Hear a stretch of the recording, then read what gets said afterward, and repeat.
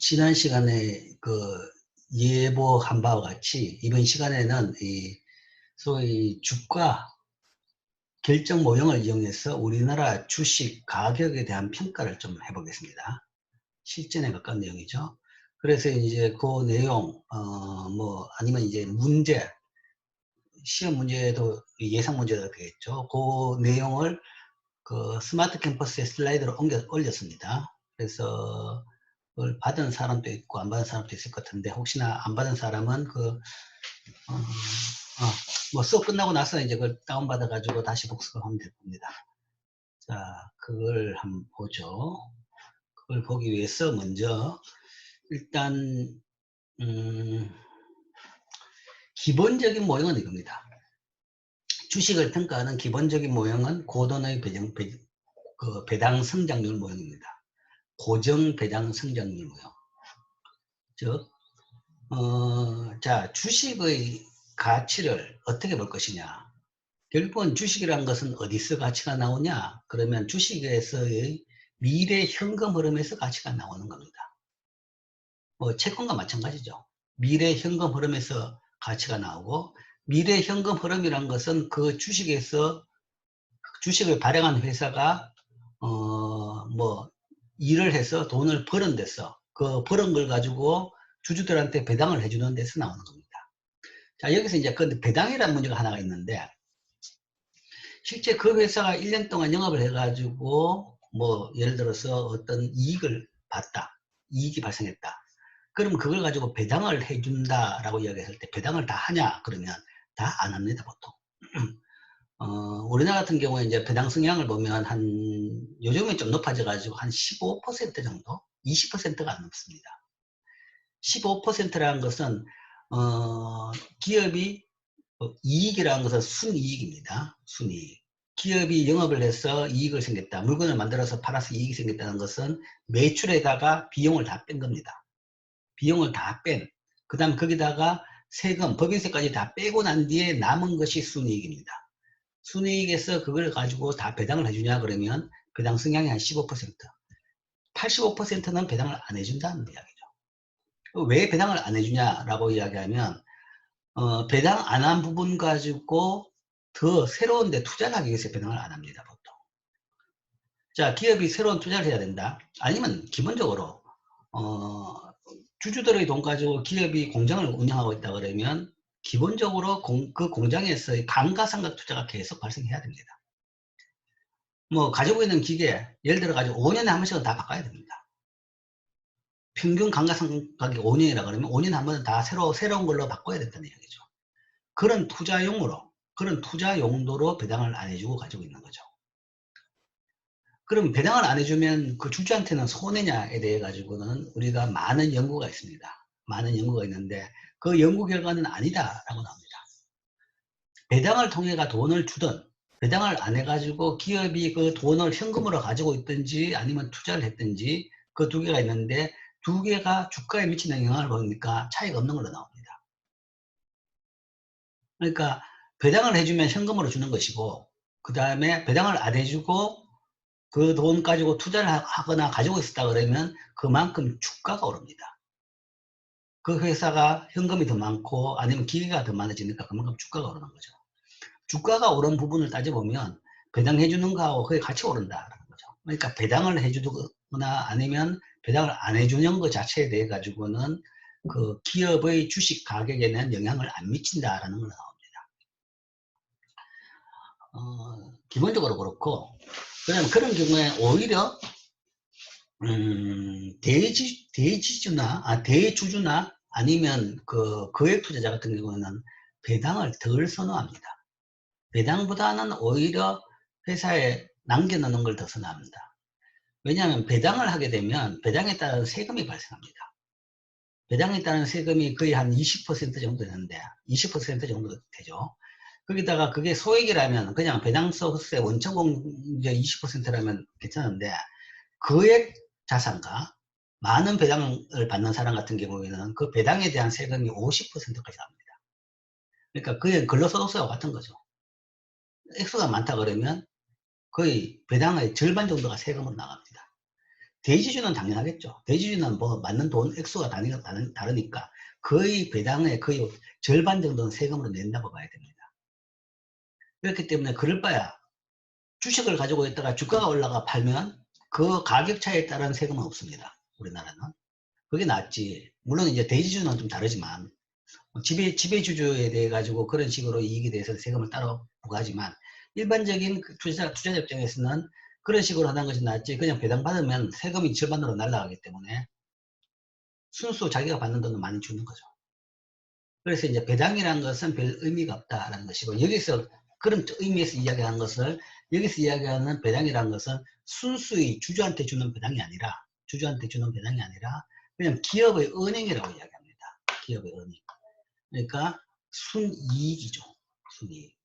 영업을 해서 물건을 만들어 팔아서 얻게 된 순이익. 비용을 다 공제하고 난 순이익을 이야기하는 거죠. 그리고 여기에 가장 맞는 데이터는 사실은 주당 이익입니다. 주당. 총이익이 있을 수 있죠. 총이익이 있는데 그거는 뭐 회사의 덩치가 클수록 발행된 주식이 많을수록 커집니다. 커지기 때문에 이 가격이라는 것은 주식 가격이라는 것은 주당 가격이죠. 그래서 주당 가격에 상응하는 이 데이터를 찾으려고 그러면 이거는 주당 earning per share, EPS라고 이야기합니다. 그 값이 바로 여기에 해당합니다. 이 배당에 해당한다는 거죠. 배당. 디제로. 이기의 배당. 자, 거기에 대한 상식을 좀 가지고 자 접근합시다. 그래서 실제 이제 값을 봅시다. 실제 값을 보면 우리가 가장 많이 여러분들이 볼 수 있는 것은 네이버죠, 그죠? 네이버를 했다 보죠. 네이버 그러니까 그냥 네이버에 들어가면 전에도 보였죠. 네이버 안에 금융이 사실은 정권이라 이라고 나와 있습니다. 그래서 주식 정권에 들어가면 여기에 우리나라 주식들이 쭉 나와 있습니다. 여기서 이제 어떤 자기가 원하는 종목을 치면 그 종목들이 쭉 나옵니다. 쭉 나오는데 자 대표적인 주식을 한번 보죠. 삼성전자는 너무 좀 대표적이라서 그 다음 비슷한 산업의 SK하이닉스를 봅시다. 그래서 예를 이걸 들었는데 그러면 이 그러니까 네이버 홈페이지 우리나라는 다음이나 네이버에서 이걸 상세하게 잘하고 있고 미국 주식 같은 경우는 야후 홈페이지가 잘 되어 있습니다. 야후가 다 문을 닫았는데 여전히 미국에서 야후 금융은 사람들이 많이 이용하고 있습니다. 그런 데서 이제 주식에 대한 정보를 잘 얻을 수 있는데 자 처음에 들어가면 이런 화면이 나옵니다. 나오면 여기에 이 암호들을 여러분들이 어느 정도는 해석할 수 있어야 됩니다. 그러니까 최소한 화폐금융론 경제학을 배운 사람은 이 정도는 이제 국가 경제 전체를 돌아가는 경제 그 다음에 화폐 부분에 대한 이해 차원에서도 상식 수준에서도 알 필요도 있죠. 물론 주식 투자를 하는 사람이 이런 정보를 모르고 이 내용을 모르고 투자하는 것은 그거는 진짜 그 눈먼 사람이 그냥 활보하는 꼴입니다. 그건 진짜 위험한 일이고 이 내용에 대해 잘 알아야 되는 거죠. 특히 잘 여기서 요약을 해놨죠. 투자 정보라고 되어 있습니다. 투자 정보. 현재 오늘 지금 이 순간에 하이닉스 주가는 SK하이닉스 주가는 81,600원입니다. 이 SK하이닉스가 역사와 전통이 있는 회사죠. 왜 이 종목을 이야기했냐 그러면 지금 현재 우리나라에서 가장 이끌어가는 산업이 반도체죠. 반도체 중에서 더군다나 메모리 반도체고 뭐 세계 1위가 삼성전자고 그 다음에 이제 메모리 쪽에는 세계 2위 정도입니다. 세계 2위의 리딩 컴퍼니고 역사와 전통이 있다는 것은 사실은 이 회사의 시작은 현대전자입니다. 현대전자가 이 회사를 만들어 가지고 운영하다가 거의 망했죠. 망해가지고 하이닉스라고 망해가지고 그냥 손을 뗐습니다. 손을 떼가지고 쭉쭉 갑니다. 어쨌든 그래서 그 하이닉스라는 그 망해가지고 손을 떼고 난 뒤에 소위 채권자 그러니까 채권자라는 것은 주로 돈을 빌려준 게 금융기관이죠. 그러니까 산업은행을 필두로 해서 그런 채권자 소유로 있으면서 이제 골치 아픈 골칫덩어리로 남아있었죠. 그러면서 그때 이름을 현대전자에서 하이닉스로 바꿨습니다. 바꿨는데 그게 이제 외환위기 때 그렇습니다. 98년 외환위기 때 외환위기 이후에 현대전자가 자생을 위해 가지고 이걸 그냥 손을 들어버렸죠. 그런데 버림받은 이 직원들이 기술력으로 똘똘, 기술과 단결력으로 똘똘 뭉쳐가지고 결국은 이 산업을 살려냈습니다. 살려내가지고 이 산업을 살려내고 기술을 유지해가지고 기술 경쟁력을 유지해서 이게 어느 순간에 이제 SK에 판매가 됐죠. SK. 그래서 지금은 SK의 가장 주력 기업이 됐습니다.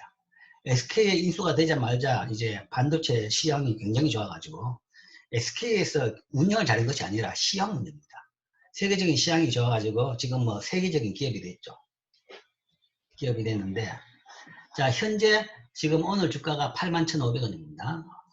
뭐 좀 역사를 보죠. 10년 역사를 본다 그러면, 자, 10년 역사를 보면 주가가 이때 얼마냐? 2011년 8월 26일 날 1,550원입니다. 1,550원인데 쭉 해가지고 뭐 어디까지 갔느냐? 한 5만원, 4만원, 5만원 정도까지 갔다가 다시 떨어졌다가 2016년에 떨어졌다가 이때부터 급격히 오르기 시작하죠. 2016년부터 25,000원에서 10만원으로 4배가 올랐습니다. 그러니까 2년 동안에 2016년 1월, 2018년 1월이죠. 2년 동안에 4배가 올랐습니다. 4배가 올랐다가 좀 떨어졌다가 다시 뭐 이때 올라갔다가, 그러니까 이렇게 올라가가지고 여기를 그냥 왔다 갔다 이렇게 하고 있습니다. 하고 있는데, 뭐 쉽게 최근 사태를 이야기하면 최근 뭐 이제 코로나 사태 때문에 좀 떨어졌죠. 떨어졌지만 제일 안 떨어졌습니다. 그러니까 10만원짜리가 이건 뭐 예외적인 피크고 그냥 8만원대에 있죠. 8만원대. 8만원대 계속 있던 거죠. 이건 거의 안 떨어진 겁니다. 코로나 사태 때 모든 주식이 대부분 한 절반 정도 떨어졌습니다. 뭐 잘하면 한 40% 아니면 절반 정도로 떨어졌습니다. 근데 10만원 넘는 주식이 뭐 여기, 네? 질문 있어요? 질문. 질문 있는 사람은 질문해주고. 누군가?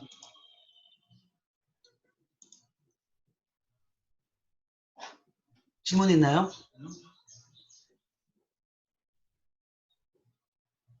질문?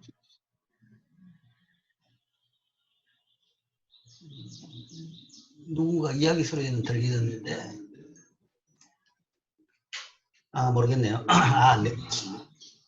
내 말 소리가 하우링으로 들리는데, 그러니까 어떤 학생이 지금 마이크 관리가 잘못돼가지고 이게 내 말이 다시 지금 들리는 것 같은데, 어쨌든 예, 봅시다. 어쨌든 지금 이 탄탄한 회사입니다. 자, 뭐 회사의 내용에 대해 가지고 뭐 나도 잘 모르니까 그냥 대강 그런 상식적인 이야기만 하고, 자, 우리가 이제 이론적으로 지금 배웠던 이론을 여기 적용하기 위해서 기본적인 이런 값을 봐야 됩니다. 이건 그냥 상식적인 이야기죠. 시가총액이라는 것은 소위 발행된 주식에다가 각 가격을 곱하면 액수가 나오죠. 그래서 현재 이 회사가 60조 원이다 라는 이야기죠. 이 회사 주식을 몽땅 다 살라 그러면 60조 원 있으면 살 수 있다 라는 이야기입니다. 소위 이게 여러분들의 거시경제학에서 토빈의 Q 이론을 배우죠. 토빈의 Q에서 소위 투자를 이야기할 때 투자를 결정하는 Q 이론, Q가 1을 중심으로 해가지고 1보다 크냐 적냐를 이야기하죠. 그 토빈의 Q를 이야기할 때 보는 값이 이겁니다. 이게 시장 가치죠. 시장 가치보다 지금 설립 비용이 높냐 낮냐, 시장 가치보다 더 싸게 이 회사를 하나 만들 수 있다 그러면 당연히 투자가 더 늘어난다 하는 것이 토빈의 Q 이론입니다. 거기에서 이야기하는 기준되는 Q 값을 이야기하는 시장 가치가 바로 이 값입니다. 시가총액. 우리나라 현재 전체 주식의 시가총액은 잠시 한번 보여주죠. 그러면 국내 증시 딱 들어가서 봐가지고 시가총액을 보면 이게 이제 시가총액으로 우리나라 전체 주식에 대한 가격을 이야기하는 값입니다. 잘 안 보이나요? 좀 더 키우죠. 엄청나겠죠. 자, 제일 소위 덩치가 큰 회사는 삼성전자입니다. 이게 단위가 시가총액의 단위는 억이죠. 억, 10억, 100억, 1000억, 1조, 10조, 100조, 292조 원입니다. 지금. 그러니까 삼성전자 회사를 하나 살라 그러면 292조 원인데 사실은 그거 안 됩니다. 그거 안 되는 것이 삼성전자가 여기 하나가 아니라 밑에 4번에 또 있어요. 삼성전자 우선주라는 게 있습니다. 뭐 좀 디테일한 내용이라서 뭐 가르치진 않았는데 우선주라는 것은 이제 주식이라는 것이 보통은 보통주라 그러고 보통주, 우리가 보통주라는 용어는 교재에 있었죠. 그 다음에 보통주가 아닌 우선주가 있을 수 있습니다. 그러니까 보통주는 그냥 보통적인 우리가 말하는 의결권을 가지고 있는 주인데 우선주는 의결권이 없습니다. 그래서 주요 M&A 결정에 있어 소외되는 주인데 대신에 배당을 더 많이 해주게 되어 있습니다. 그런 이제 차원에서 좀 차이가 있습니다. M&A에서 의사결정 못하지만 배당을 더 많이 해주는 그런 좀 독특한 성격의 주가 있어요. 어쨌든 삼성전자라고 하면 이거 두 개를 합친 겁니다. 합치게 된다 그러면 320조, 325조 정도 되죠. 325조 원. 그 다음 2번이 SK하이닉스입니다. 60조 원 정도. 회사 가치가 60조 원. 그 다음에 삼성바이오가 37조, 뭐 네이버가 33조, 셀트리온이 28조, LG가 25조. 자, 이게 우리나라에서의 지금 기업 순위라고 보면 됩니다. 기업 순위다. 이게 굉장히 빠르게 바뀝니다. 굉장히. 물론 이제 우리나라는 딴 나라보다는 미국 경우보다는 훨씬 더 좀 느리지만 그래도 많이 바뀐다는 거죠. 예를 들어 가지고 20년 전하고 비교해 봅시다. 20년 전에 여기 리스트에 어떤 회사가 어떤 게 있었냐? 물론 SK하이닉스는 없었을 것이고, 그 다음 삼성 바이오로직스 이것도 없는 회사입니다. 만든 지가 한 4, 5년, 한 5, 6년밖에 안 되는 회사입니다. 네이버 새로 만들어진 산업이죠.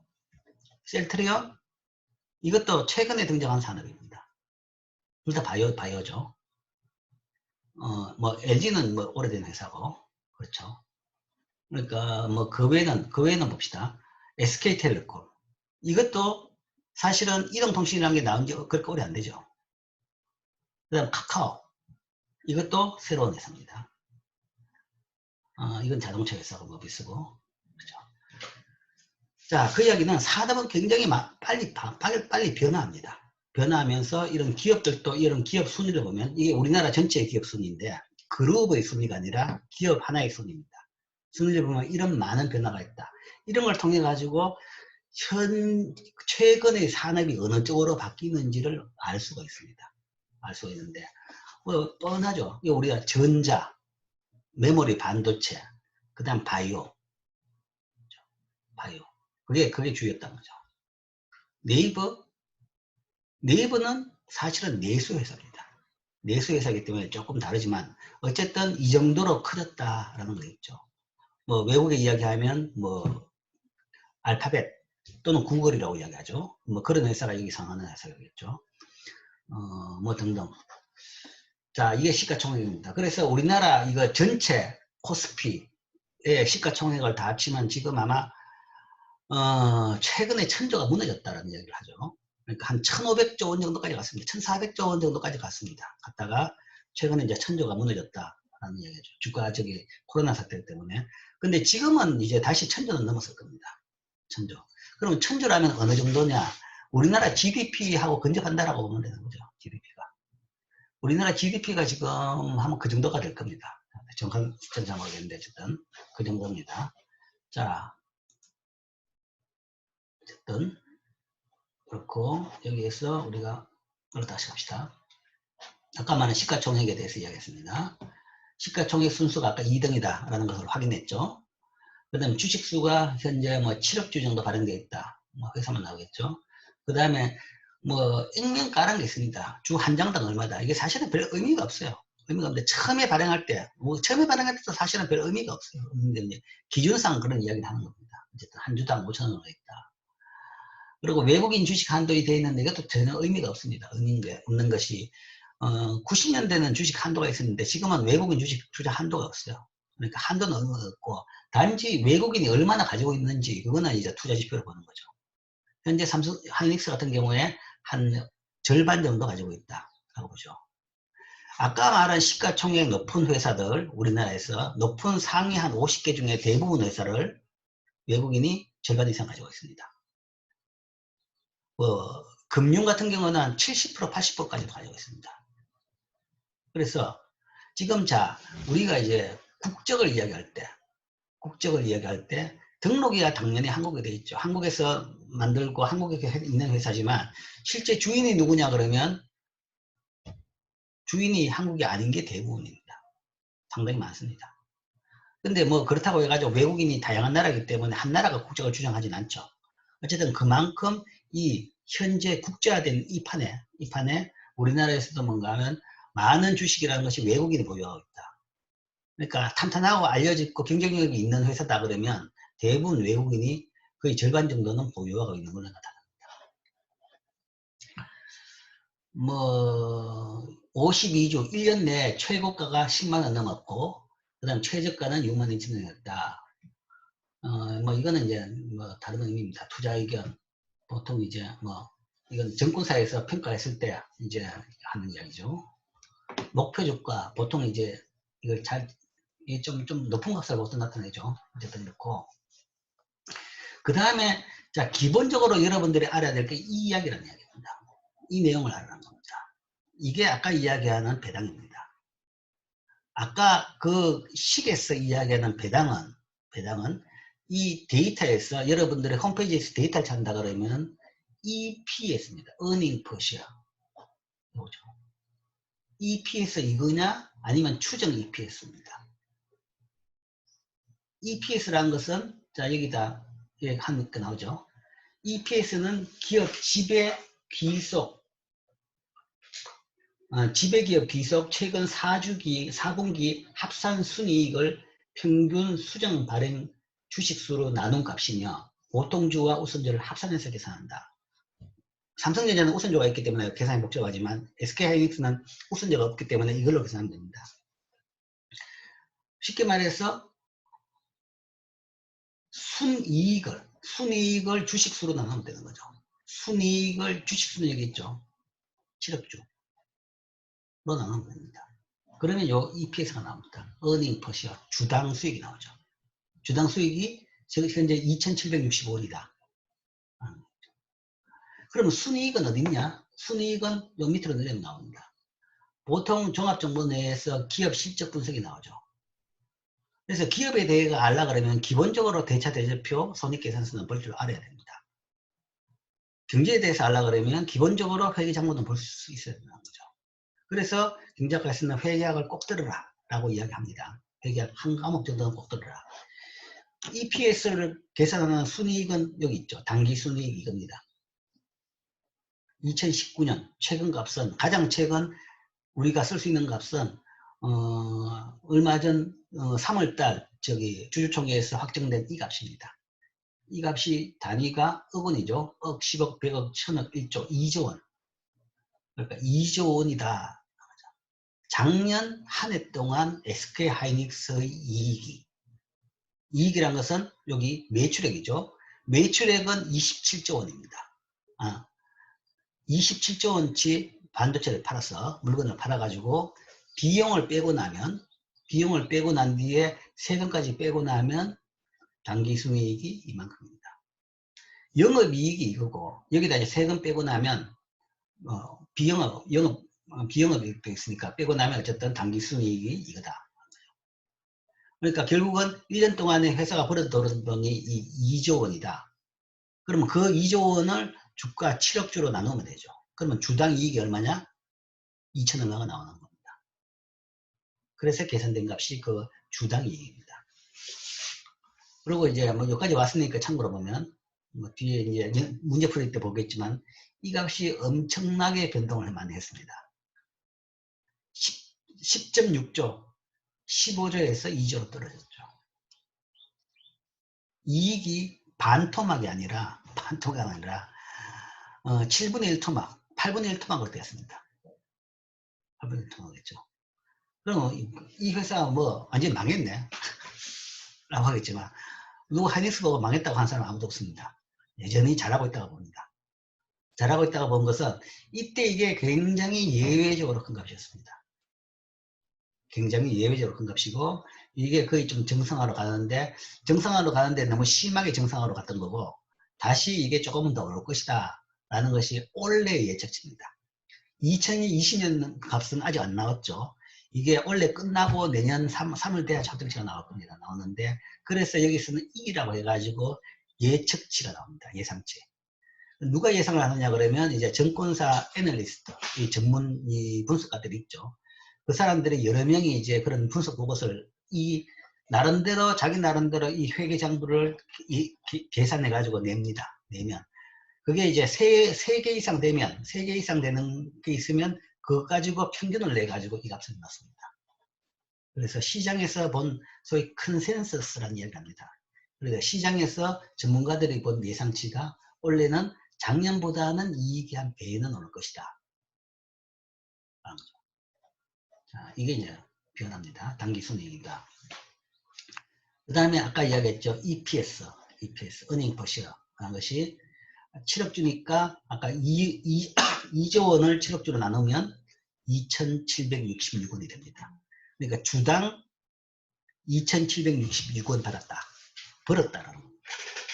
주식 한 주 가지고 있는 사람으로 따져본다 그러면 2,766원 벌었다. 물론 이 벌었다는 것은 여기다가 비용으로 근로자들 임금이고 세금이고 다 뺀 겁니다. 빼고 난 뒤에 벌은 것이 이거다.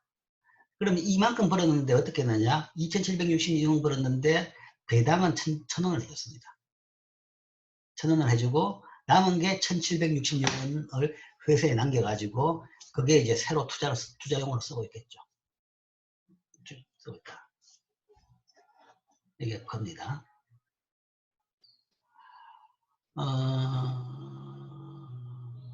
그 다음에 뭐 이까지 설명하죠. 여기 나온 게 EPS가 있고 PER가 있고 BPS가 있고 PBR이 있습니다. 자, 이 4개를 알으라는 얘기죠. 근데 이게 앞에 여기 있죠. EPS가 2,765원이고 PER가 있고 그 다음에 BPS, BPR 이게 있죠. 이거 4개에 대한 이야기입니다. PER까지 이야기하죠. PER는 price 여기 나와 있죠. PER는 price earning ratio입니다. PER는 price earning ratio. 자, 이것도 잠깐만요. 여기에 그러니까 여러분들이 자료실에 지금 올려놨는 오늘 강의용 슬라이드에 다 있습니다. EPS 있죠, 그죠? EPS 주당 수익. 이건 발행 주식을 당기 순이익으로 나눈 겁니다. 당기 순이익을 발행 주식으로 나눈 겁니다. 이렇게 정리되고, PER는 price earning ratio, 주가 수익 비율, 현재 주식 가격에다가 이 EPS로 나눈 겁니다. 왜 이걸 만드냐? 앞에 EPS는 개념은 이해되죠. 이런 것도 필요하겠구나. 우리가 뭔가 하면 투자 입장에서는 총 그 회사 이익이 얼마냐. 그것보다는 주당 이익으로 보는 것이 훨씬 더 쉽게 주가하고 매치를 시킬 수 있으니까 쉬울 것이다 라는 생각을 하는 거죠. 이게 이해가 되는 것이고, 사실은 그 두 관계 매치를 뭔가 하면 더 기계적으로 시켜준 그 관계를 연결시켜준 것이 PER입니다. 프라이스 어닝 레이시오, 주가 수익 비율. EPS를 현재 주가를 EPS로 나눈 겁니다. 나눈 것이 PER라고 하는데,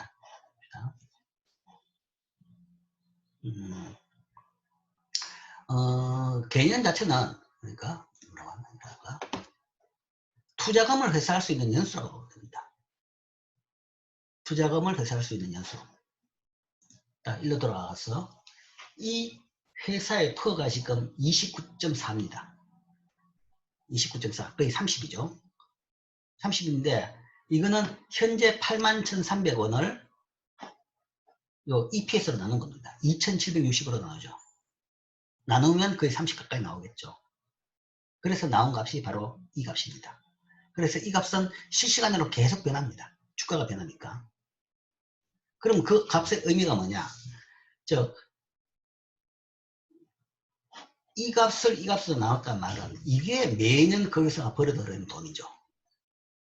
벌어들이는 돈인데 현재 주가로 나왔다는 것은 이 주가 가지고 이걸 나누게 되면 이 값으로 몇 년을 벌어들이면 이 값이 나오냐라는 얘기입니다. 즉, 그 이야기는 이 의미 자체는 연수라고 보면 되죠. 몇 배. 그러니까 이게 단위는 배인데, 단위는 배라는 것은 EPS의 몇 배냐. 현재 주가가 EPS의 몇 배냐. EPS의 30배다. 한 해 동안 벌어들인 돈의 30배 정도 주가가 돼 있다. 그 이야기는 지금식으로 이 돈을 이만큼 매년 벌어들인다 그러면 30년 걸쳐가지고 이 투자한 돈을 회수할 수 있다. 라고 생각할 수 있는 거죠. 그게 이제 EPS의 개념입니다. 그러니까 투자금이 회수되는 연수 정도로 볼 수 있겠죠. 투자자 입장은 어떤 게 좋냐? 짧을수록 좋을 겁니다. 짧은 기간에 회수할 수 있을수록 좋겠죠. 긴 기간에 회수할수록 오히려 뭔가 하면 이거 뭐 불안하죠. 이제 일단 투자 입장에는 그런데 이제 나중에 실제 투자는 그 반대입니다. 그건 이제 나중에 보고. 자, 그게 이제 퍼의 개념이죠. 주가 수익 비율. 투자는 가장 중요한 지표 중에 하나입니다. 그 다음에 여기에다가 이 두 개에다가 다 추적을 붙인 값이 있습니다. 추정 퍼, 추정 EPS. 이 값은, 이 EPS나 이 표는 현재 가능한 가장 우리가 쓸 수 있는 데이터를 이용했죠. 그렇기 때문에 2019년 값을 넣었습니다. 그래서 관료 속에다 2019년 12월, 2019년 데이터를 가지고 이 계산한 값입니다. 그런데 이 주가는 사실은 작년 주가가 아니죠. 지금 주가라는 것은, 오늘 주가라는 것은 올해의 실적에 대한 예상인 겁니다. 그러면 이 주가를 평가하기 위해 가지고는 올해 EPS가 필요하고 올해의 퍼가 필요한 겁니다. 그래서 올해의 EPS, 올해의 퍼를 추정을 하죠. 그 추정은 아까 이야기했는 증권사를 통한 컨센서스인 겁니다. 그래서 증권사들을 통해 가지고 올해 이익이 얼마 될 것이냐, 나름대로 아까 그 값을 봤죠. 그러면 그걸 주식수로 나누면 올해 EPS를 계산할 수 있습니다. 작년에 비해가 거의 배 정도 됐죠. 그러니까 이 밑에 보면 작년에 비해서 이 당기 순이익이 배 이상 넘죠. 2.5배 정도 될 것이다 라고 증권사들은 예측합니다. 물론 이게 맞다는 보장은 전혀 없어요. 전혀 없지만 어쨌든 현재 상태로 이렇게 예측하고 있습니다. 예측하고 있어서 그러면 거기에 따라 가지고 EPS를 계산해 보면 당연히 2.5배가 오르게 되는 거죠. 2.5배가 올라가지고 6,695원이 됩니다. 주당 순이익은 지금 현재 이 주식 가지고 있으면 이 주당 순이익은 아마 올해로 봐가지고 6,695원이 될 것이다 라고 하는 거죠. 그러니까 그 다음에 EPS도 이 추정 퍼도 추정 EPS를 바탕으로 퍼를 계산할 수 있죠. 그렇다 그러면 여기서 그렇게 계산해 보니까 12.14배가 나온다. 매년 예를 들어 가지고 그 6,700원씩 번다 그러면 81,300원을 벌려 그러면 30년이 아니라 12년만 하면 되는 거죠. 그러면 회수기간이 앞에보다는 짧죠. 그러니까 작년 정도 실적이라 그러면 30년 걸리지만 이 가격으로는 원래 지금 예상되는 실적으로는 한 12년 정도면 있으면 이 정도 돈을 벌 수 있다. 8만 원 정도는 된다라고 볼 수 있는 거죠. 그래서 이제 이 per EPS가 이런 개념이고, 그 다음 추정값은 사실은 그래서 투자자 입장에는 이 추정 EPS, 추정 per를 보고 투자를 합니다. 이게 가장 중요한 투자 지표입니다. 그 회사의 수익성. 그러니까 주식이라는 것은 이제 초보자들이 모르는 사람 같은 경우에는 이 가치평가를 못하죠. 가치평가라는 것은 결국은 그 회사의 수익입니다. 얼마나 돈을 만들어내냐. 매출 아무리 말해도 필요 없어요. 결국은 수익 문제입니다. 물론 이제 벤처 같은 경우에는 수익은 없이 매출만 자꾸 빨아쓰도록 하는 회사가 있죠. 그런데 그래가지고 주가가 굉장히 오르는데 그거는 이제 이미 산업이 그런 단계이기 때문에 어느 정도 성숙하면 갑자기 수익이 커질 것이라는 기대 때문에 투자를 하는 겁니다. 그런 예외적인 경우에는 소위 EPS가 낮고 퍼가 굉장히 높은데도 불구하고 성장하는 산업이 있긴 있습니다. 있지만 기본적인 것은, 가장 기본은 이 퍼하고 EPS를 보고 투자하는 겁니다. 기업 주식의 가치는 뭐냐? 그 주식에서 발생하는 미래 현금 흐름의 현재 가치인 거죠. 그 미래 현금이라는 것은 바로 EPS에서, 현재 EPS 아니면 미래 EPS에서 나오는 겁니다. 그래서 만약에 이제 퍼를 가지고 이제 평가하는데, 자, 이제 퍼를 얼마나 볼 것이냐. 실제 현재 시장에서 본다 그러면 이 정도라 그러면 이거는 과대평가입니다. 어느 정도 수준을 적정하게 볼 것이냐. 10에서 15 정도 봅니다, 우리나라는. 산업마다 다르죠. 산업마다 다른데, 인프라 산업은 굉장히 크고, 이건 뭐 장치 산업인데, 이거는 이제 한 10에서 15년 정도. 세계적으로 봤을 때 퍼가 이거 좀 낮게 밸류에이션 되는 산업인데, 어쨌든 10에서 15 정도.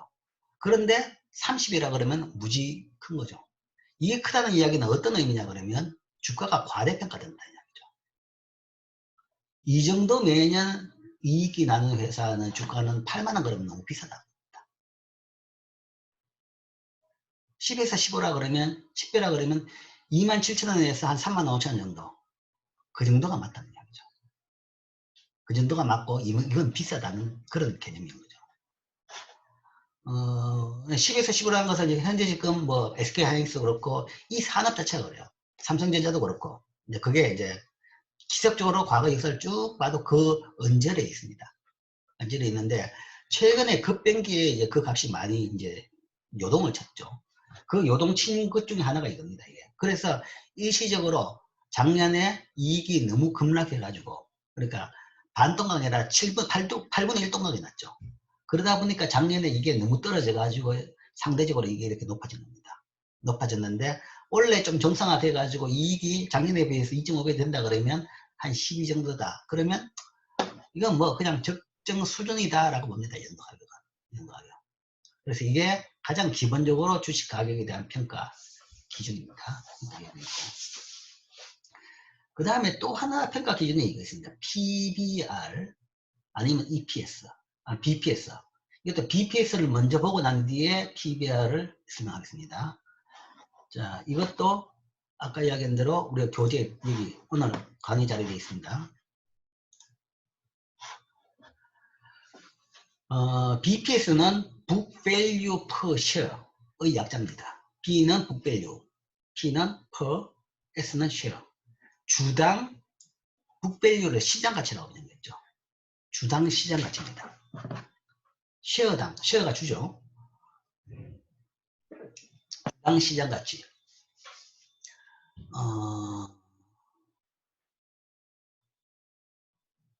시장 가치. 좀 분위기 이상한데. 북밸류는 시장이 아니라 북 가치인데. 자, 어쨌든 BPS는 영어로 이야기하면 북밸류라는 것은 회계장부에 나타나는 그 기업의 가치입니다. 회계장부에 나타나는 그 기업의 가치. 회계장부를 보면 아까 말한 대로 그 대차대조표, 손익계산서. 손익계산서는 손익이지만 대차대조표는 그 기업의 재정상태가 나타나 있습니다. 총계 자본 부분 다 합치면 그 기업의 가치가 되는 거죠. 가치. 북밸류라는 것이 그 기업의 가치인 거죠. 그게 처음 만들 때부터 기계가 얼마를 사가지고 지금 가치가 얼마고 땅값이 얼마고 다 나와 있습니다. 그걸 북밸류. 그러니까 회계 장부상 나타낸 그 집의 그 회사의 가치. 그거를 주식으로 나누는 거죠. 그러면 주식 한 주당 그 회사의 가치를 얼마 가지고 있냐라고 나오는 거죠. 그러니까 그 회사의 주식 한 주당 그 회사. 자, 이게 어떤 의미냐고 하면 소위 청산가치입니다. 청산가치. 주주라는 것은 소위 회사의 소유권을 가지고 주요 의사결정을 할 수 있는데 이제 금전적으로 이야기하면 거기에 따라 배당금이 나오지만 마지막에 최후의 기업을 청산할 때 소위 남은 그 기업의 자산에 대한 권리를 가지고 있는 거죠. 그 권리가 바로 BPS라고 보면 됩니다. 기업이 망했다. 뭐 아니면 청산하자. 안 망해도 청산할 수 있죠. 청산하다 그러면 주주 한 사람당 얼마가 돈이 돌아가느냐. 기계 팔고 뭐 땅 팔고 다 하는 거죠. 다 팔고 나가지고 그 중에서 돌아가는 액수가 바로 이게 BPS입니다. 주당 가치입니다. 이게 BPS. 그 다음에 PBR은 Price Book Value Ratio.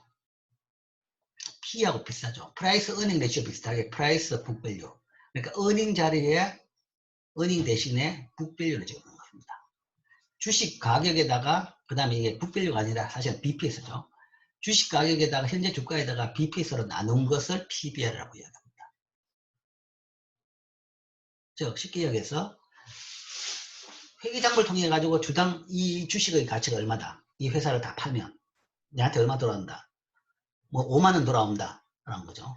그럴 때 현재 주가는 얼마냐. 그런데 현재 주가가 5만 원이다 그러면 5만 원짜리 회사 5만 원 맞네. 라고 하는 거죠. 근데 이 회사를 팔아가지고 5만 원 돌아오는데 현재 주가가 10만 원이다. 그러면 회사 자산 가치보다는 이 과대평가됐네. 라고도 볼 수 있고. 아니면 반대로 BPS가 5만 원인데 이 회사가 주가가 2만 원이다. 그러면 무지무지 과소평가됐다고 볼 수 있습니다. 과소평가. 팔아도 5만 원 받을 수도 있는데 주가가 2만 원밖에 안 된다. 와, 되게 싸다. 라는 거죠. 그러면 싸기 때문에 이제 과소평가됐기 때문에 이때는 투자할 수 있는 기회다라고 생각할 수도 있습니다. 실제 뭐 20%가 아니라 10%까지 떨어지는 회사도 있어요. 가지고 있는 현금보다도 뭔가 하면 주가가 훨씬 더 떨어지는 회사도 있어요. 자산은 사실은 팔아도 북밸류만큼 받을 수 있을지 몰랐지 그거는 잘 몰라요. 그거는. 어떤 기계 같은 경우에는 뭐 수요가 없으면 안 팔릴 수도 있으니까. 현금은 그냥 현금대로 입니다. 회사가 가지고 있는 은행 잔고가 있죠.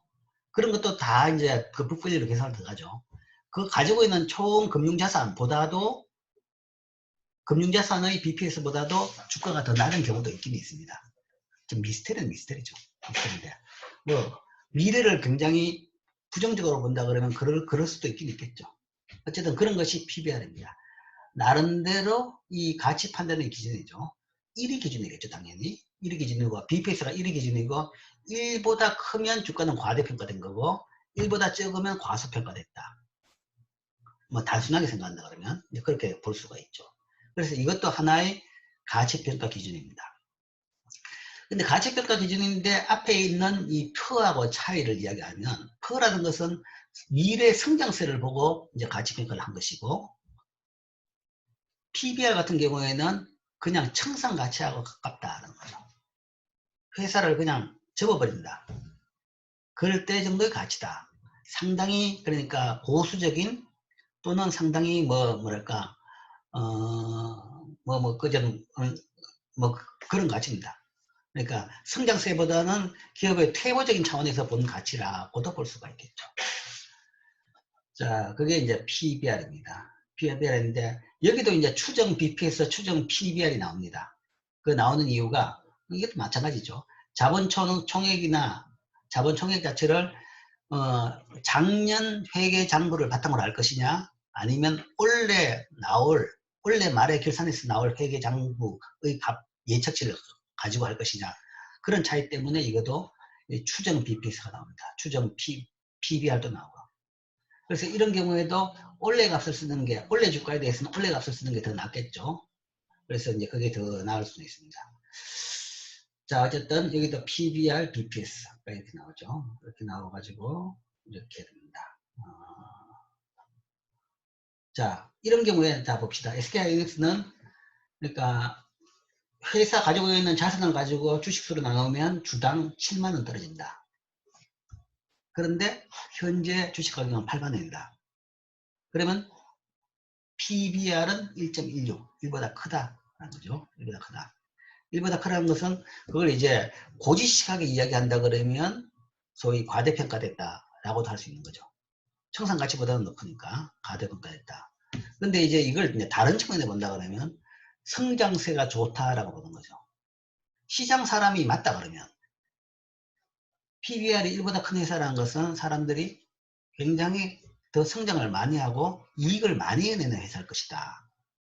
라고 예상을 하는 거죠. 그렇기 때문에 주가가 저렇게 높아져 있다. 그러니까 가장 이제 기본이 되는 주요 두 지표를 이야기를 하지만 그 두 지표 중에도 어떤 지표가 절대적인 지표는 없습니다. 절대적인 지표는 없고 그냥 이거는 이런 차원이고 측면이고 저거는 저런 측면이고 거기에 대해서 나름대로 투자자마다 거기에 대해서 기준을 세워가지고 아니면 평가해가지고 종합적으로 판단한 결과가 나온 것이 이런 주가다라고 볼 수 있는 겁니다. 그리고 이 주가가 적정하냐에 대해 가지고도 적정 안 할 수도 있어요. 안 할 수도 있어요. 하다는 보장이 항상 적정하다고 생각할 필요도 없는 거죠. 적정 안 하다고 생각하니까 사람들이 투자를 하는 겁니다. 투자를 하는 이유는 오를 거라고 생각하죠. 오를 거라고 생각하는 이야기는 현재 주가가 적정하지 않고 과소평가되어 있다는 거죠. 그러니까 사람들이 투자를 하는 것이고, 적정하지 않고 비싸다고 생각하니까 사람들이 파는 겁니다. 파는 이유는 지금부터 주가가 떨어질 거라고 생각하는 거죠. 생각하니까 팔 겁니다. 그 이야기는 현재 주가가 과대평가되어 있다고 판단하는 사람이죠. 그러니까 많은 사람들의 이런 다른 생각이 엉켜가지고 나온 결과가 이 주가입니다. 주가인데 이게 예를 들어 가지고 가치 판단을 할 수 있는 건 아닌 거죠. 그리고 어떤 누구도 어떤 이런 중요한 지표를 우리가 배웠지만 이 지표 자체가 가치 판단을 할 수 있는 절대적인 지표가 되지는 않습니다. 자, 그런 의미에서 이제 이런 지표 정도는 그래도 알고 나름대로 판단을 하라라는 이야기죠. 그 다음에 그런 기준으로 보통 여기에 이제 이런 참고 지표를 넣었죠. 동일업종 퍼. 그러니까 이게 제일 많이 보는 기준입니다. 왜냐하면 업종마다 퍼가 틀립니다. 업종마다 퍼가 틀리는 것이, 즉 퍼라는 것이 회사하는 기간이라고 이야기했죠. 그러니까 내구 기간이 긴 장치 산업은 퍼가 높아요. 한번 장치해놓고 뭔가 30년, 40년 쓸 수 있는 회사라 그러면 한 30년에 걸쳐 회사도 문제가 없죠. 근데 패션이 뭐 매년 바뀌는 회사라 그러면 1년 내에 회사 못하다가는 그냥 돈 다 날리는 거죠. 그런 업종은 퍼가 낮습니다. 퍼가 낮고, 당연히 아까 말한 대로 굉장히 변화가 덜한 회사, 업종 같은 경우에는 평균적인 퍼가 높고, 그래서 산업보다 틀리기 때문에, 산업마다 이 퍼가 다 틀리기 때문에 동일 업종으로 하죠. 동일 업종에서 보면 퍼가 15.77배다. 뭐 동일 업종에서 클릭해보면 동일 업종으로 분류된 회사들이, 이런 다 회사들입니다. 이런 회사가 반도체 아니면 반도체 관련 회사들이 되겠죠. 그러면 이런 회사들의 평균 퍼를 보니까 아까 말한 대로 이런 15.77배가 나왔다. 그럼 여기 비해서 지금 이건 낮냐 높냐? 낮다 그러면 좀 저평가 됐다. 아, 저평가 됐다는 것은 더 오를 가치가 있겠구나 라고 생각할 수 있겠죠. 그러면 또 투자하는 하나의 지표, 그러니까 그때는 이제 투자를 하는 지표가 될 수가 있을 겁니다. 자, 그러면 이제 실제 연습 문제 풀이로 들어가겠습니다. 그래서 연습 문제로 아까 이제 본 이거죠. 그래서 EPS per 추정 EPS 추정 per BPS BPR 가겠죠. 요거는 필요 없을 것 같아요. 추정 BPS 추정 BPR. 복별리는 변화가 적기 때문에 이건 뭐 잘 안 쓰고 어쨌든 뒤에는 이제 좀 다른 이야기입니다. 동매, 상장지수펀드, 그 다음에 ELS, DLS, ETN 이런 용어가 있습니다. 이 용어에 대해서도 이제 나중에 한번 설명하겠습니다. 시간 있으면 설명하고. 이 교재의 저자가 썼을 때도 이런 용어를, 이 교재의 저자도 잘 모를 겁니다. 금융시장이라는 것이 워낙 빨리 변하기 때문에 몇 년마다 새로운 게 계속 나옵니다. 나오고, 지금, 시장을 휩쓸고 있는 것은 ETF죠. ETF에다, 단일 종목보다는 ETF. 그 다음에 ETF 중에서도 ETF 레버리지나 아니면 ETF 인버스, 뭐 그런 것들이 지금 시장을 판을 치고 있고, 그 다음에 ELS, 주가 연계증권. 여러분들 혹시 부모님한테 물어가지고 펀드 투자하시냐 물어보면 아마 펀드 투자한 사람의 절반 이상은 다 ELS입니다. ELD나 ELS 같은 개념입니다. ELS를 투자하고 있어요. 뭐 보통 부모님들이 뭘 투자하는지 잘 몰라요. 내용도. 자, 여러분들은 최소한 경쟁을 배웠고 이런 과목을 배웠다 그러면 내가 어떤 종목에 어떻게 투자를 하느냐 그건 알고 해야죠. 나중에 불안전 판매했다고 이제 돈 떼있다고 가지고 뭐 그것도 전략은 전략이지만 그렇게 하는 것보다는 어쨌든 최소한 내가 알고 투자하자 하는 거죠. 그 다음에 DLS가 있고 요즘 최근에 며칠 동안 진짜 완전히 이 인터넷 판을 제일 흔든 게 이겁니다. ETF 상장리스증권 원유 관련 ETN 때문에 엄청난 지금 뭐 일이 발생했죠. 그래서 엄청 거의 조 단위 정도 돈이 지금 날아갔을 겁니다. 개인 투자자들이. 너무 무모하게 이런 고위험 투자를 하는 것 같은데, 뭐, 그 내용입니다. 그런 이제 종류가 좀 다른 겁니다. 다른 거에 대해 가지고 나중에 한번 이야기하겠습니다. 그 전에 가장 기초적인 거, 요 EPS, 퍼 이런 걸 알았다 그러면 이제 주식 가격 이론에 대해서 봅시다. 자, 그러면 이 내용으로 하겠습니다. 수업 내용으로.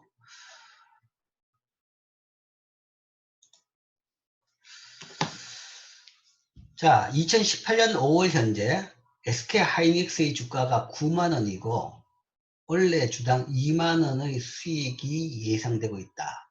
한 거죠. 그러니까 뭐 식으로 이야기하면 식에서 배당금이라는 부분이 지금 그 2만 원 전액 배당을 준다라는 가정을 보는 겁니다. 은행으로. 이 주식을 매입한 투자자들의 요구 수익률이 10%.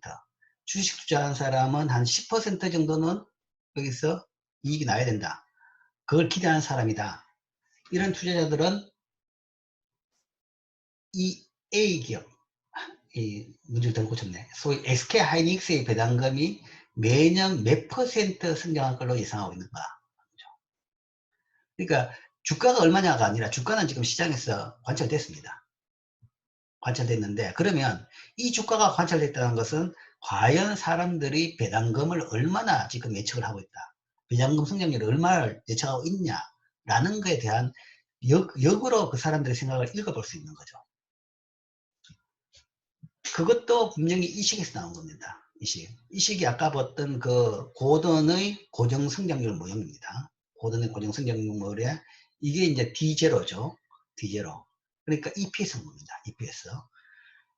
추정 EPS를 넣는 것이 제일 좋죠. 가능한 한 잘 추정된 EPS. 과거 데이터는 사실은 별 의미가 없어요. 잘 추정된 EPS를 넣고 그 다음에 요게 요구 수익률이죠. 요구 수익률 빼기 배당금 증가율 분의 1 더하기 배당금 증가율. 이 주가다. 그럼 주가가 9만 원이었다는 그게 9가 된 겁니다. 9가 됐고 지금 배당금이 그러니까 배당금 부분에서 소위 earning EPS가 2다. 2만 원이기 때문에 2를 적고 그 다음에 여기에 요구 수익률이 10%니까 0.1을 적고 이 값이 소위 9만 원이 됐다. 그러면 역산으로 이 식을 통해 가지고 이 관계 이 식에서 유일한 미지수는 G 하나밖에 없습니다. 배당금 증가율. 사람들의 배당금이 증가율이 얼마나 될 걸로 기대를 했기 때문에 주가가 지금 9만 원이 됐냐라는 이야기입니다. 딱 계산해 보면 뭐 분모 있기 때문에 이제 요 분모를 양변에 곱하죠. 그러면 2 더하기 2지죠. 2 더하기 2지고 9에다가 이걸 곱하면 0.9 빼기 9지가 되는 거죠. 그래서 이 식을 이렇게 쓸 수 있고 그러면 G를 한꺼번에 합쳐가지고 하면 2.9G는 마이너스 1.1이 되죠. 2.9G는 여기서 2.9G 그러니까 요걸 계산하면 맞죠? 0.9, 9G가 되죠. 그러면 여기서 2G에다가 9G를 아니지 1.9가 아니죠. 2G에다가 9G를 더하면 11G죠. 그죠? 11G는 0.9에다가 2를 빼고 나면 마이너스 1.1이 됩니다. 마이너스 1.1이 되죠. 11G는 마이너스 1.1G다. 그러면 G는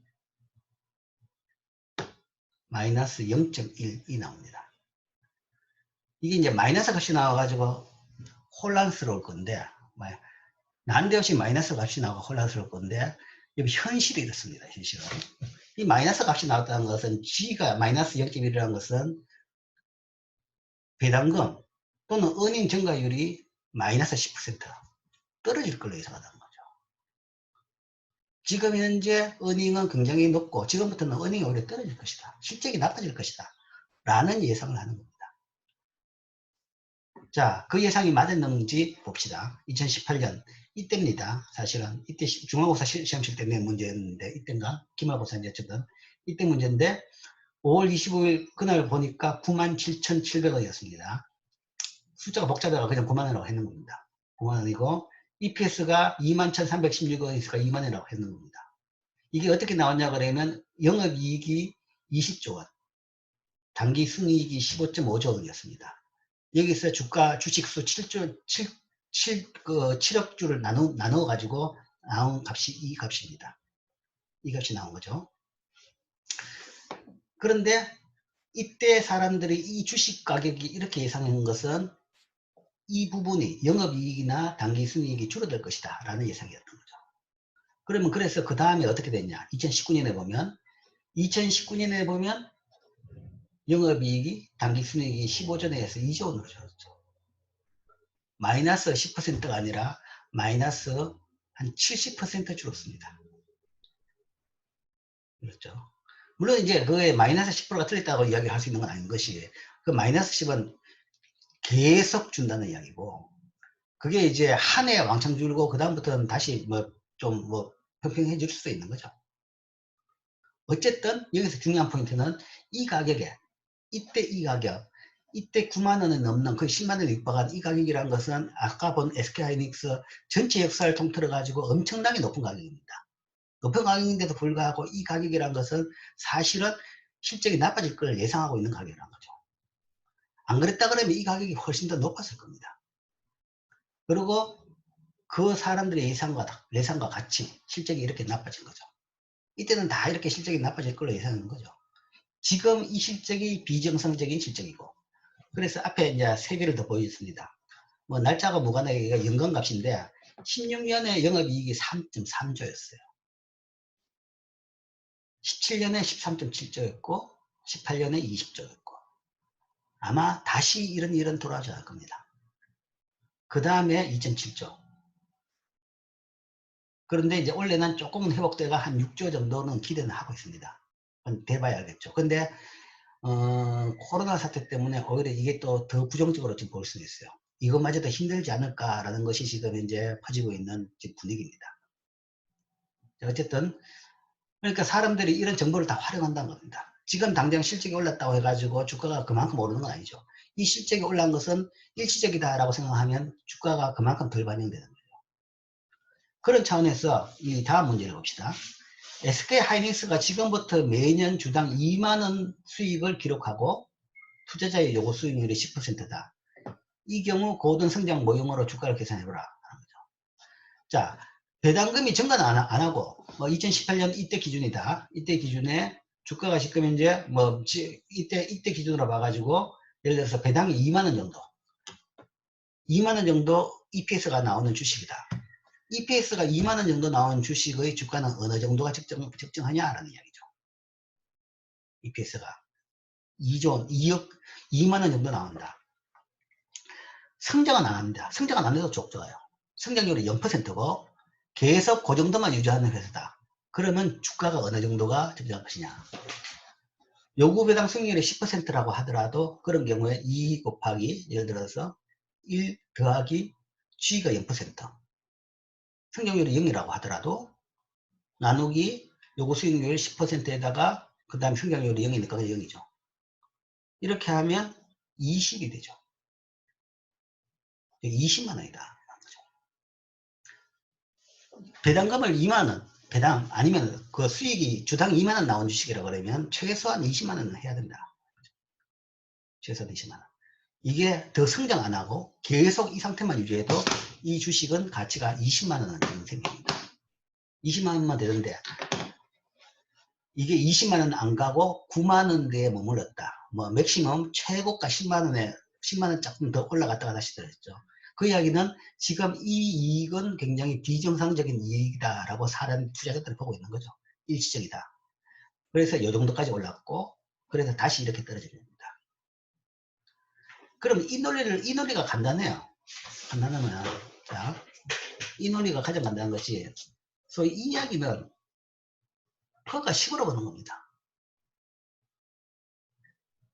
2만원 배당 주면 EPS가 2만원이면 그 주식은 20만원이다. 그 이야기는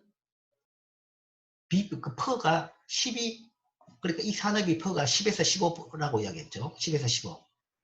그냥 보수적으로 10으로 본다. 그러면 그때는 물론 10으로 본다 그러면 그때는 이 주가가 20만원이 아니라 30만원이 됐을 겁니다. 보수적으로 봐서 10으로 본다 그래도 10으로 본다 그러면 20만원입니다. 자, 그러면 지금은 어떻게 볼 것이냐? 지금은 그러면 현재 SK하이닉스 주식이 이 영업이익이 어느 정도 될 것이냐? 작년에는 2.7조였고 올해는 긍정적으로 본 것이 6.5조로 봤습니다. 근데 이것도 안 될 것이다. 6.5조다 그러면 3,780원입니다. EPS가 3,000 되기가 쉽지가 않은 것 같아요. 조금 보수적으로 3,000으로 봅시다. EPS가 3,000이라 그러면 주가는 얼마가 맞냐? 3만 원에 맞다는 거죠. 3만 원. 주가가 3만 원이 되는 것이 그 평균적인 예측치입니다. 뭐 아니면 6.5조를 넘어가지고 2 이상, 이것도 지금 보기에는 굉장히 큰 값으로 가능하기 힘든 값으로 보는데, 이거보다 좀 더 높아가지고 이게 EPS가 4만 원이다. EPS가 4,000원이다. 4,000원이다 그러면 그때는 주가가 얼마가 되느냐? 4만 원이 적정하다라고 보는 겁니다. 퍼가 12하늘에 15를 하더라도 6만 원. 거죠. 그 이상 넘기는 힘들다. 그런데 현재 아까 봤죠. 코로나 사태 때문에 모든 주식이 폭락하는데도 불구하고 여기는 여전히 아직도 8만 원대입니다. 83,700원.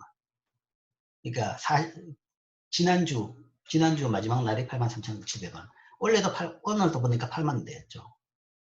이 기준으로 본다 그러면 SK하이닉스는 고평가되어 있는 겁니다. 이 기준이 맞다는 이야기가 아니고 이런 기준으로 본다 그러면 고평가라는 이야기죠. 그런데 이제 물론 이제 사람들이 이렇게 했다라는 것은 이게 다시 이것보다 더 넘어가 여기 근접한 걸 갈 것이라는 꿈이 포함되어 있는 거죠. 꿈을 보고 투자하는 거죠. 그런 꿈이 포함되어 있기 때문에 이게 6만 원, 4만 원이나 6만 원보다 높은 이런 값이 되어 있는 겁니다. 근데 이제 그 꿈이 실현될지에 대해 가지고는 뭐 그건 잘 모르죠. 미래이기 때문에.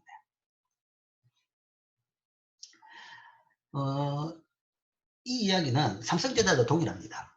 동일한 케이스인데, 물론 워낙 뭐 말이 많은 회사이기 때문에 이 예로 잘 안 드는데, 삼성전자도 동일한 패턴인 것이 사실은 2018년 정도의 값을 보면 삼성전자는 과소평가 됐어요. 수익이 그렇게 너무 높은데도 불구하고 뭐 그 정도 가격이라면 지금 현재 수준에서 5만 원, 6만 원 정도 수준이라면 그건 과소평가된 겁니다. 근데 지금 수준에는 그때에 비해 가지고 영업이익이 절반으로 떨어져요. 절반보다 더 떨어졌어요. 그러면 지금 수준에서는 오히려 과대평가된 겁니다. 지금은 이 기준으로 봐가지고는 SK하이닉스하고 마찬가지로 삼성전자도 반도체 부분에서는 과대평가된 걸 봐야 돼요. 이익이 그만큼 떨어졌기 때문에. 그러니까 지금 이제 최근에 소위 동학 개미 운동, 주가가 코로나 사태 때문에 급락을 했을 경우에 많은 개인 투자자들이 투자를 했죠. 그건 굉장히 좋은 시작이고, 거기다가 특히 이제 그 반 이상 자금이 삼성전자에 들어갔다라는 것도 좋은 시그널인 것 같습니다. 내가 전에도 이야기했죠. 주식은 아주 쉬운 것이 쌀 때 사서 비쌀 때 팔면 되는데, 걔는 꼭 반대 행동을 한다고. 아주 다락같이 높을 때 사고 다 떨어져 가지고 더 이상 떨어질 데가 없을 때 팔더라 라는 것이 심리적으로 사람들이 움직이기 때문에 그렇습니다. 모두가 다 살 때는 안 사야 되는데 그때 사기 시작하고, 모두가 다 팔 때 그때는 이제 안 팔아도 되는데 그때 팔더라는 거죠. 근데 지금 떨어졌을 때는 사실은 이거는 모두가 팔 때라는 거죠. 이때 사는 게 맞아요. 맞긴 맞아요. 그건 분명히 맞아요. 그래서 이때 들어간 것은 굉장히 좋은 결정이었던 것 같은데, 문제는 이제 종목 문제죠. 종목 문제인데, 자, 그러니까 항상 또 그 다음에 또 비극이 운 좋게 잘 샀는데 보면 다 딴 사람 가지고 샀는 주식은 다 오르는데 내가 샀는 주식은 안 오르더라 라는 이야기죠. 반대로 떨어지더라 라는 건데, 종목 문제입니다. 종목이 삼성전자라는 것이 가장 보수적인 좋은 선택은 맞습니다. 맞다는 것이 어떤 작정주보다는 훨씬 나아요. 그러니까 많은 사람들이 남한테 이상한 이야기를 듣고 주식 투자를 하기 때문에 저거 뭐 몇 배 오를 것이다. 그런 일은 안 생깁니다. 절대. 한 1000에 한 번 정도? 뭐 그 정도? 아주 예외적인 게 생기지. 일반적으로 그런 일은 안 생깁니다. 그냥 지금 본 실적에 대한 적당한 판단, 그 다음에 애널리스트들의 분석 보고서, 그걸 보고 판단을 해서 투자를 하는 게 맞습니다. 근데 이제 그런 차원에서 뭔가 삼성전자를 선택한 것은 가장 탄탄하고 안 망할 회사라는 데서는 괜찮은 선택인데, 내 걱정은 그거죠. 지금 코로나 사태 때문에 모든 주식이 다 반값이 됐는데 삼성전자하고 하이닉스는 반값이 안 됐어요. 떨어져 봐야 10% 20%밖에 안 떨어졌습니다. 그 이야기는 반등해가 다시 오를 때 오를 것이냐? 제일 안 오를 겁니다. 안 망할 주식을 선택했다는 것은 좋지만, 그리고 작전주가 아니고 탄탄한 주식을 선택했다는 건 좋은 선택인데 회복될 때 그만큼 그러니까 지금 이제 낮은 가격에 샀다는 것은 이게 빠른 시간에 회복되면서 그만큼 큰 수익이 생길 것이다 라는 기대로 샀는데 그걸 기대하는 것은 좀 무리다 라는 이야기죠. 그래서 이야기를 보통 그러죠. 장기 투자를 하라 라는 거죠. 배당 잘 줍니다. 배당 수익률이 이런 주식을 가지고 있으면 배당 수익률이 은행 예금보다 훨씬 높아요. 은행 예금할 필요가 없어요. 그냥 이런 주식 적당한 가격에 평균 가격에 사가지고 가지고 있으면 됩니다. 배당 잘해주는 주식. 배당 수익률이 은행 이자율보다는 최근 이자율 말도 안 되죠. 그거보다 몇 배, 2배는 됩니다. 최소. 그러니까 이게 갑자기 너무 꽤 짧은 기간에 꽤 많이 올 것이라 라고 기대해가지고 그렇게 투자를 한다 그러면 그거는 섣부른 판단이고 그 다음에 그것 때문에 오히려 이제 잘못된 결정을 할 확률이 굉장히 높죠. 그래서 길게 보고 투자를 하라. 길게 보면 뭐 큰 손실이 나지는 않을 겁니다. 이 망할 회사는 아니니까요. 자, 여기에서 이제 우리나라 현재 제일 큰 이슈가 됐던 이제 반도체, 이 회사, 산업에 대한 평가고 이 주가에 대한 나름대로 평가입니다. 그러니까 2008년, 이때 그러면 이 영업이익이 왜 갑자기 이렇게 높아졌느냐? 뭐 세계적인 뭐 비정상 사태의 발발이죠. 그러니까 그 시작은 그거죠. 소위 D램에 대한 수요가 갑자기 늘어났다. 세 가지가 겹쳤다고 봐요. 제일 큰 게 이제 소위 데이터 센터의 확충. 그러니까 제일 큰 게 구글입니다. 알파벳. 구글의 데이터. 구글하고 그 다음에 아마존. 제일 큰 게 아마존입니다. 아마존이란 것이 여러분들 생각하기는 뭐 저게 택배 업체다. 뭐 시작은 택배 업체로 시작을 했지만 지금은 모든 상품을 파는 그 다음에 그것도 뭐 인터넷 쇼핑몰도 아니고 택배만도 아니고 종합 소매업을 하고 있는 겁니다. 소위 도매업 같은 소매업을 하고 있는 거죠. 자기들이 물건을 사람들이 살만한 물건들을 도매로 다 떼와가지고 창고에 쌓아놓고 주문 나오면 적극적으로 다 팔아버리는 그러니까 판매업자가 되어버린 거죠. 물론 이제 그 아마존몰에는 자기 회사뿐만 아니라 다른 회사들도 다 입점해가지고 같이 팔 수는 있지만 아마존은 자기 회사 그 판매몰에만 가면 자기 회사 소유 물건을 파므로써 훨씬 더 많은 이익을 누리고 있습니다. 그런데 아마존 주가가 저렇게 지금 세계 최대 기업입니다.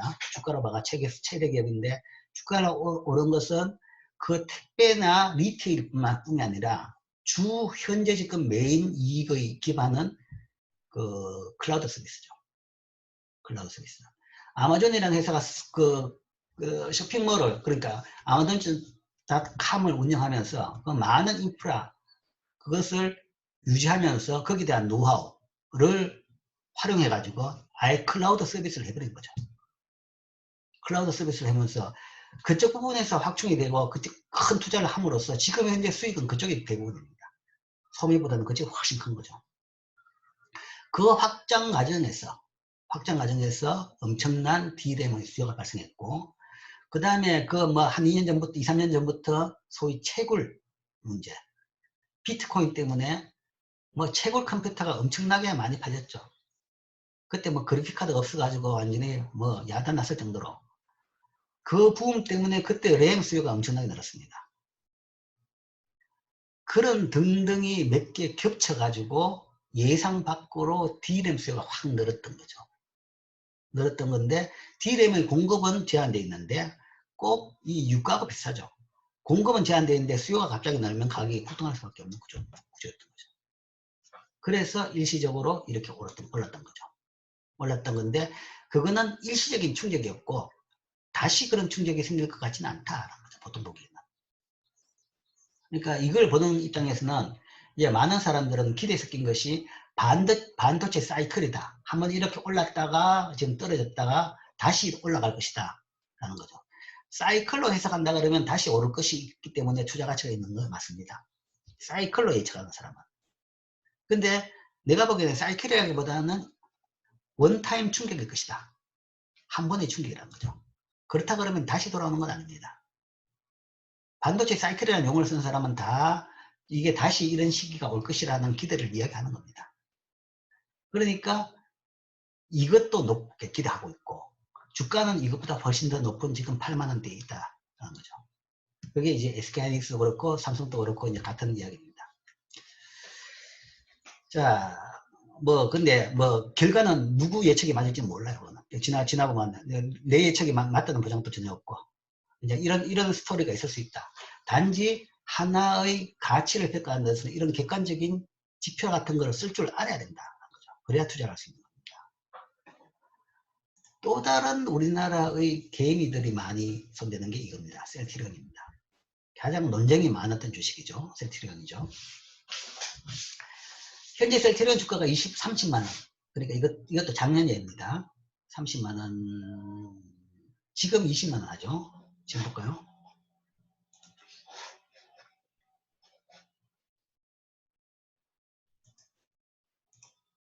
셀트리온이 어디 갔나?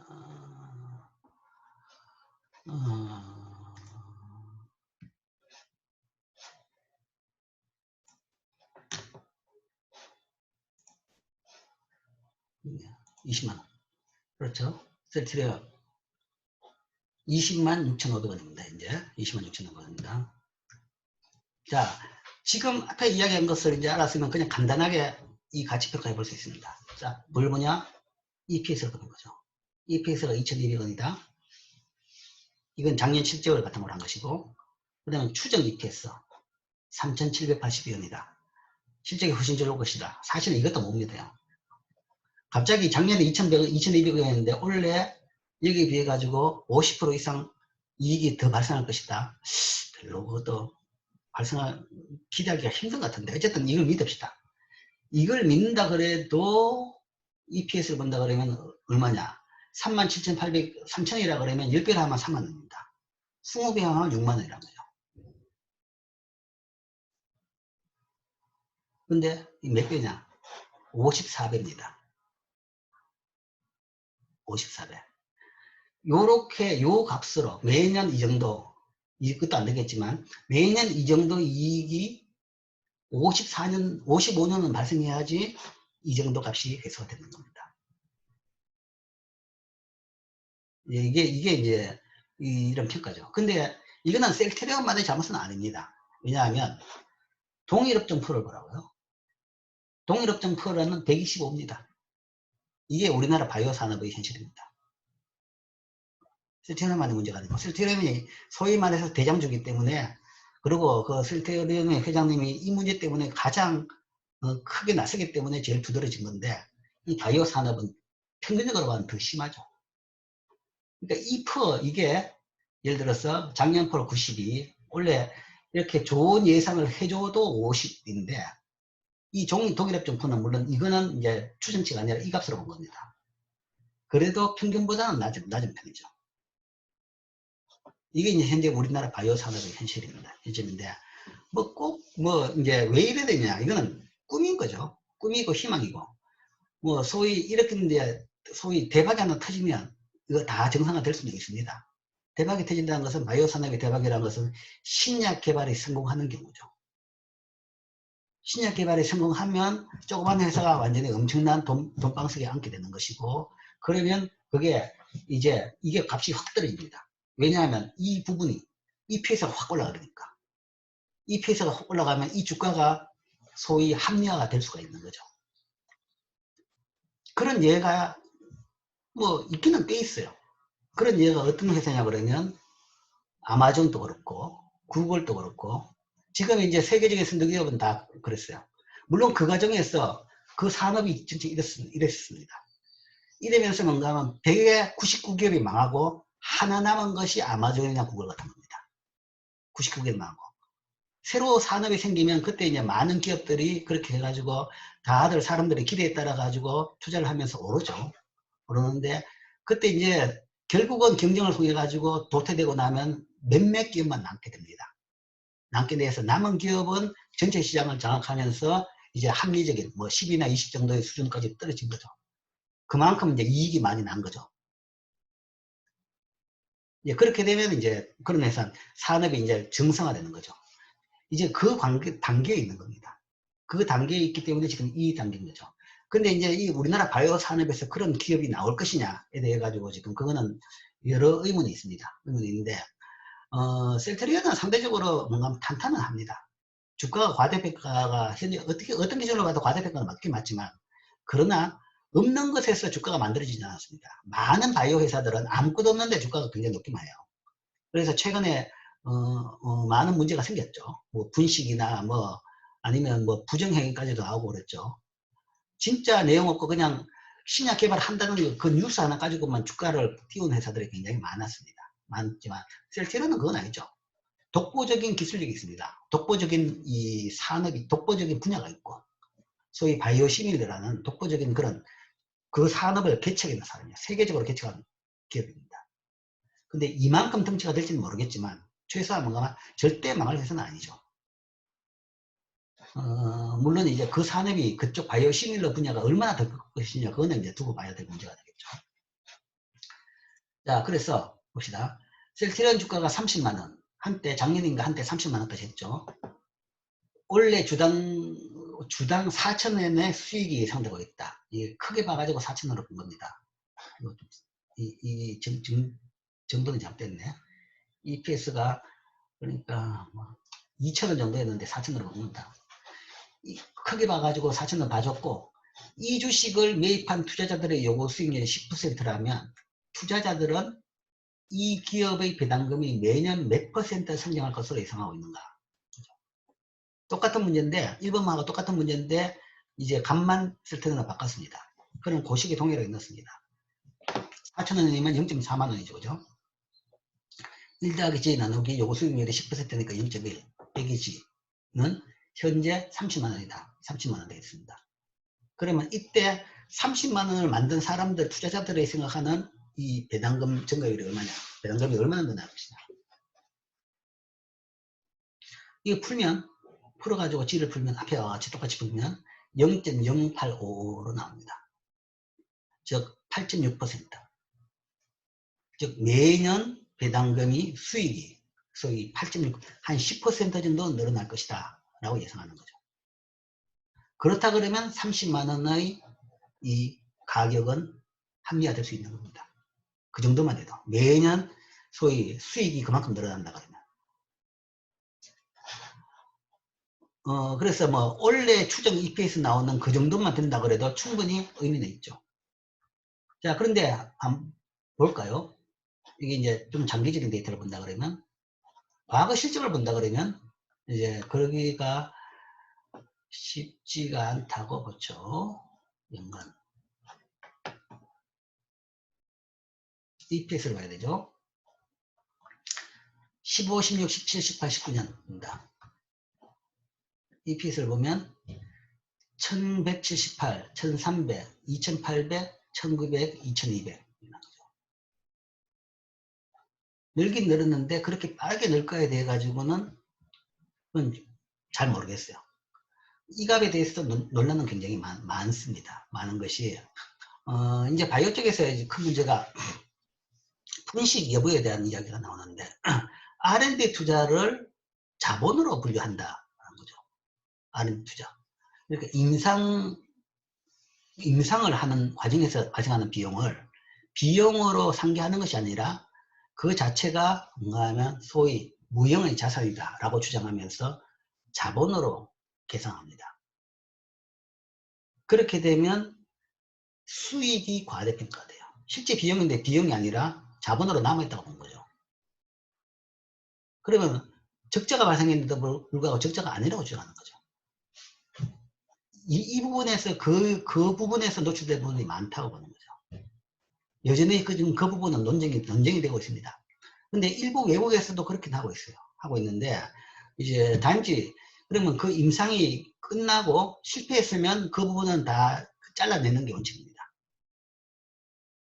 잘라내는 게 원칙인데, 이제 그 부분도 있고, 뭐 그런 부분 때문에 현재 이 부분 자체가, 근데 잘라낸다는 게 의미가 없는 게 과거 데이터를 수정해야 되는데 그것도 안 하거든요. 그럼 그해 손해로 계산한다? 이제 그런 문제들이 좀 있기 때문에 이 데이터에 대해서 신뢰성이 좀 낮다라는 것이 하나의 문제입니다.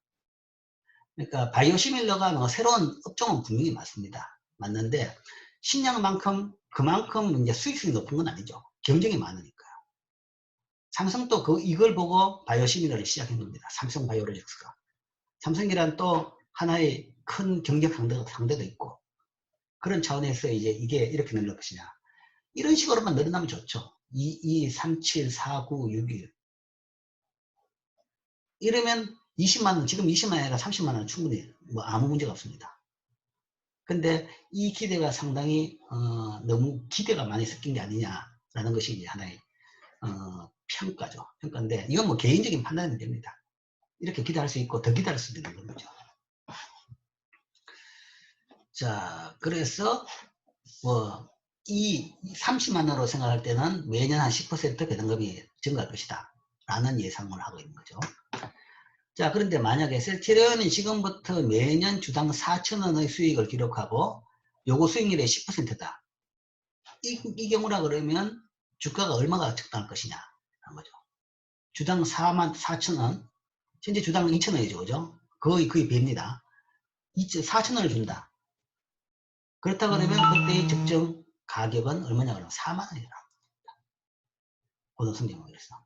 그러니까 성장률이 없다. 0이다 그러면, 성장률이 0이다 그러면 1 더하기 0이고, 그 다음에 이거 10%고 빼기 0이 성장률 0이니까 0 하면 4만원이 적정하다.